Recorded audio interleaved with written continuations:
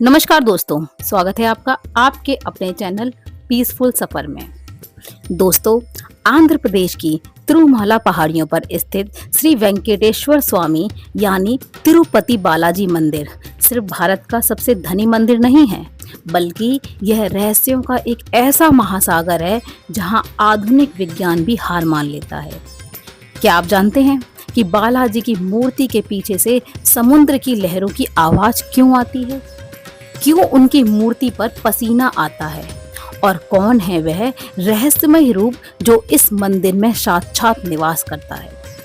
आज के इस वीडियो में हम तिरुपति बालाजी के उन 7 रहस्यों को टटोलेंगे जिन्हें सुनकर आपके रोंगटे खड़े हो जाएंगे।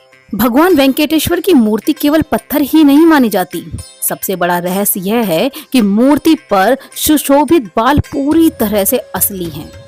ये बाल कभी उलझते नहीं और हमेशा एकदम रेशमी और मुलायम रहते हैं। मान्यताओं के अनुसार प्राचीन काल में जब भगवान की मूर्ति पर चींटियों का पहाड़ बन गया था, तब नीला देवी नाम की एक गंधर्व कन्या ने अपने बाल काटकर भगवान को समर्पित किए थे।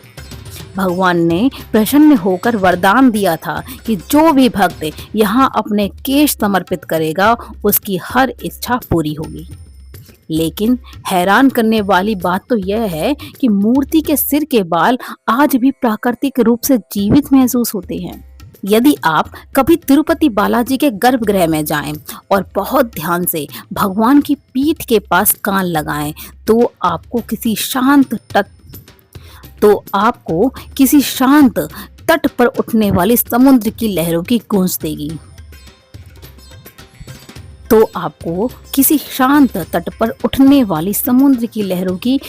सुनाई देगी।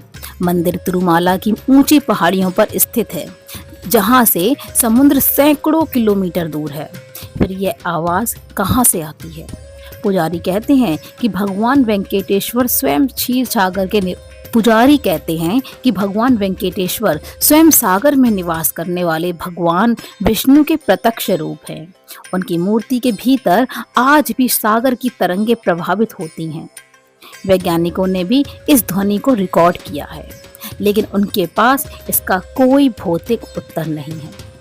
गर्भगृह का तापमान हमेशा एक समान बनाए रखने के लिए विशेष व्यवस्था होती है, लेकिन चाहे कितनी भी ठंड हो, भगवान वेंकटेश्वर की मूर्ति के पीठ हमेशा नम रहती है। पुजारी हर सुबह भगवान के विग्रह की पीठ को रेशमी कपड़े से पोंछते हैं, तो वह कपड़ा पूरी तरह से भीग जाता है। ऐसा लगता है जैसे भगवान को पसीना आ रहा हो। इतना ही नहीं, मूर्ति का तापमान हमेशा 110 डिग्री फ़ारेनहाइट रहता है। जब मूर्ति को स्नान कराया जाता है तो पानी गिरते ही भाप बनकर उड़ने लगता है। बालाजी की मूर्ति पर एक विशेष प्रकार का कपूर लगाया जाता है, जिसे पचई कपूरम कहते हैं।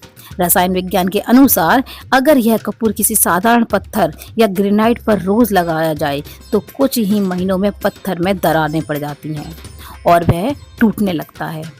लेकिन बालाजी की मूर्ति पर यह कपूर सदियों से रोज लगाया जा रहा है, फिर भी मूर्ति पर एक भी दरार नहीं आई है। वैज्ञानिक इस पत्थर के धातु चक्र को समझने में आज तक असफल रहे हैं। मंदिर के गर्भगृह में एक मिट्टी का दीपक जलता रहता है। कोई नहीं जानता कि यह दीपक पहली बार कब जलाया गया था और इसे किसने जलाया था। यह दीपक सदियों से बिना तेल और बाती के लगातार जल रहा है। एक और अद्भुत बात, जब आप गर्भगृह के बाहर खड़े होकर देखते हैं तो लगता है कि मूर्ति बिल्कुल बीचों बीच स्थापित है, लेकिन जैसे ही आप गर्भगृह के अंदर कदम रखते हैं, आपको दिखता है कि मूर्ति दाईं ओर खिसकी हुई है।